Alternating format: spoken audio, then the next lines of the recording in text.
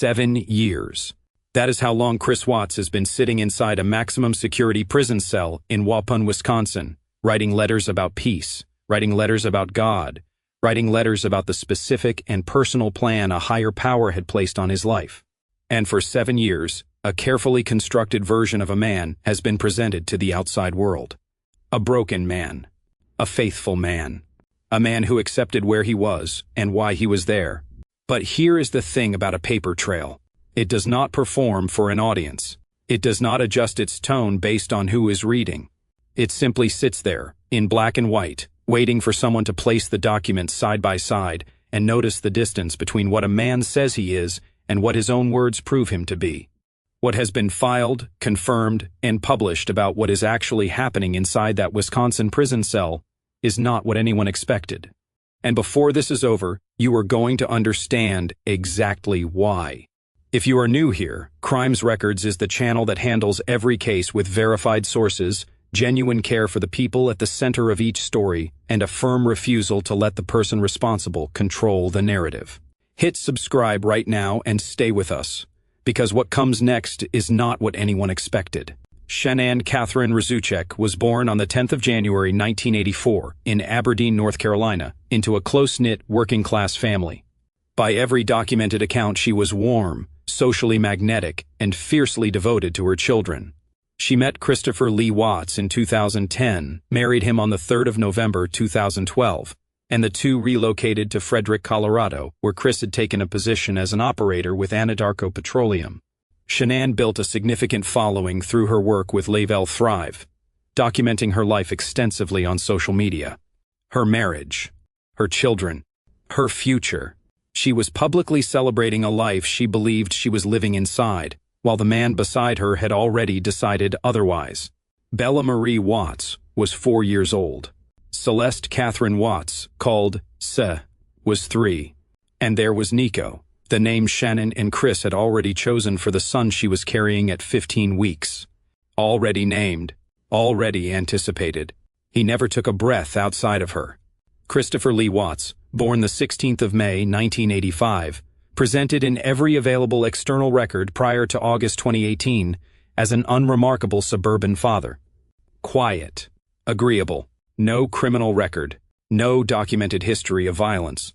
In June of 2018, he began an extramarital affair with Nicole Kessinger, a co-worker at Anadarko. He told her he was already separated. He did not tell her Shanann was pregnant.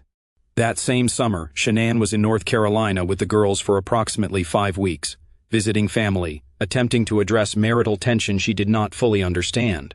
The source of her social media during that period is unbearable to examine in retrospect. She posted videos of the girls at her parents' home.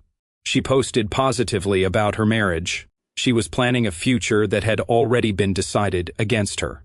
Shanann returned to Frederick in the early hours of the 13th of August, 2018, after attending a work conference in Phoenix, Arizona.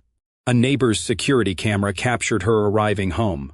That footage would become critical evidence. Sometime in the early morning hours that followed, Chris Watts murdered Shanann by manual strangulation. He then murdered Bella and Celeste. He loaded their bodies into his work truck and drove approximately 40 miles to an Anadarko oil work site he had access to through his employment. He buried Shanann in a shallow grave at that location and placed Bella and Celeste inside crude oil tanks at the same site. That same afternoon, he stood on the front lawn of the family home in Frederick, in front of television cameras, tears in his eyes, and pleaded for his wife and daughters to come home. The footage of that interview is among the most watched true crime video content in the history of the internet. On the 15th of August, investigators brought him in for a formal interview. He failed a polygraph examination. Confronted with that result, he changed his story, claiming Shanann had murdered the girls and that he had strangled her in a rage after witnessing it. That claim was forensically impossible and rejected immediately. He was arrested that same day. In November of 2018, he stood in Weld County District Court in Greeley, Colorado, and entered guilty pleas to 9 felony charges, including 5 counts of first-degree murder. Before any agreement was finalized, District Attorney Michael Rourke traveled to North Carolina to meet with Frank and Sandra Razuchek. Despite having every justification to seek the most severe available sentence, The Rzucek family asked that the death penalty not be pursued.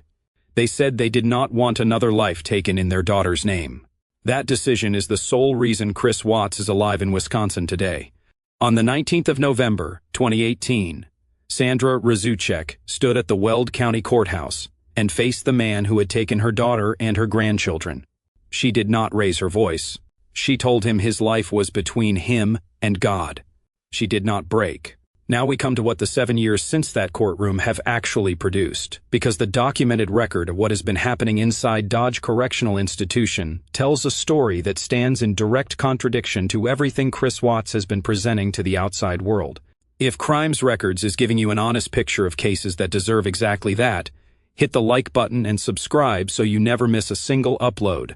Following the release of the Netflix documentary American Murder, The Family Next Door in October of 2020, significant volumes of mail began arriving for Watts at Dodge Correctional Institution.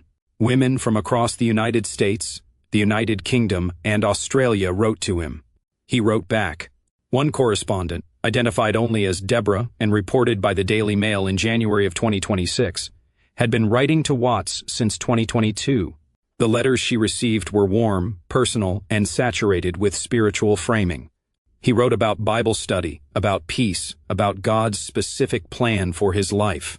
In a letter written in October of 2025, he told her his imprisonment was not a punishment but a calling, that just as it had been God's will for Jesus to be placed on the cross, it was God's will for Chris Watts to be inside that prison. He wrote that Deborah herself may have been placed in his life as part of that divine plan. For nearly 3 years, she believed him. Then, in late 2025, he ended the correspondence by informing her that God had directed him to close that chapter. When Deborah went public with the letters, other women who had been corresponding with Watts independently began finding each other through online true crime communities. When they laid their letters side by side, they did not find evidence of genuine individual connections. They found a template, the same spiritual language, the same framing of a unique, God-directed bond, the same scripture references, reproduced across dozens of correspondences simultaneously. Reporting by the Daily Mail, the New York Post, and the Daily Caller confirmed the full picture. This was the same system he had operated in Frederick, Colorado, the same ability to make multiple people feel uniquely seen while managing each relationship in complete isolation from the others. In a letter addressed directly to God, written in 2021 and confirmed by the Daily Mail, the New York Post, and the Daily Caller, Watts described Nicole Kessinger as a wicked woman who had led him from the path of righteousness. He framed the events of August 2018 not as deliberate decisions made over weeks and months, but as something that had been done to him. Kessinger had gone to law enforcement voluntarily, cooperated fully, and been cleared completely by investigators. That is not accountability. That is self-protection dressed in the language of prayer. In separate letters to a pen pal named Sherilyn Cadle, confirmed by Marie Claire, the New York Post, and multiple additional outlets, Watts wrote in his own handwriting that he had known what was going to happen the day before it did. He wrote that he had done nothing to stop it. He admitted in writing that he had been secretly administering a prescription painkiller to Shanann during her pregnancy in an attempt to cause her to miscarry, stating that things would be less complicated between himself and Kessinger if Shanann was no longer pregnant. These were not forced admissions. They were letters he composed privately, sealed himself, and sent of his own choice, across multiple pages, over multiple months. While writing about peace and acceptance, Watts was simultaneously using prison phone access to contact attorneys to explore whether a legal pathway out of his sentence existed. Reported by People magazine and confirmed by Oxygen and Distractify, he had been researching precedent cases and claimed things had moved too quickly, that he had never truly had his day in court. Professor Aya Gruber of the University of Colorado School of Law assessed any appeal attempt as carrying near impossible odds. The Weld County District Attorney's Office confirmed on the record that Watts had been explicitly advised at the time of his plea that he was surrendering his right to appeal. That advisement was made in open court. He said guilty anyway. And the man whose life was preserved by the grace of the family he destroyed is now telling sources the agreement was unfair to him.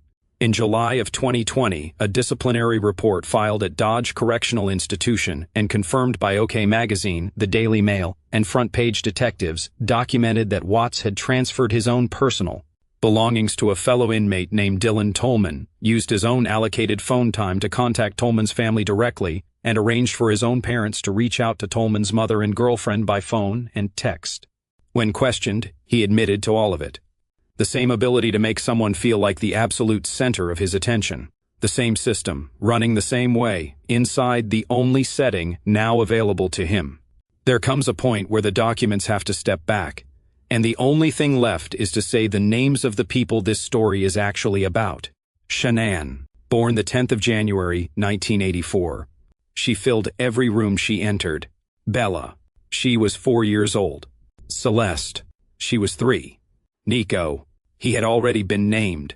They rest in North Carolina. And everything Chris Watts still has, he has because the family he destroyed extended to him a mercy he gave none of them.